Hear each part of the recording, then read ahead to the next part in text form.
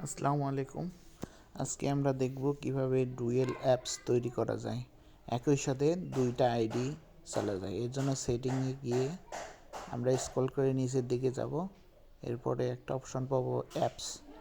Apps নামে ওই অপশনটা দিয়ে গেলে ডুয়েল অ্যাপস নামে একটা অপশন পাবো।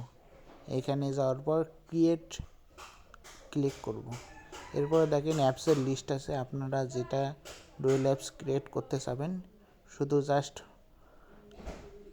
ওই অ্যাপসের পাশেই রেডিও বাটনটা অন করে দিলেই ডুয়েল অ্যাপস ক্রিয়েট হয়ে যাবে। আমি টেলিগ্রামটা ডুয়েল অ্যাপস করলাম। এবার দেখাচ্ছি যে আমার ডুয়েল অ্যাপস ক্রিয়েট হয়েছে কিনা। এই যে এখানে দেখতে পারবেন হলুদ চিহ্ন সহ একটা লোগো আসছে। এটা আমাদের সেকেন্ড যে অ্যাপসটা তৈরি হয়েছে। আর প্রথম যে অ্যাপসটা আছে ওইটা আমি দেখাচ্ছি। এই যে আমাদের প্রথম যে অ্যাপস, এই যে দুইটা পাশাপাশি রাখলাম। এখন আমি এই দুইটা অ্যাপসেই দুইটা আইডি চালাইতে পারবো।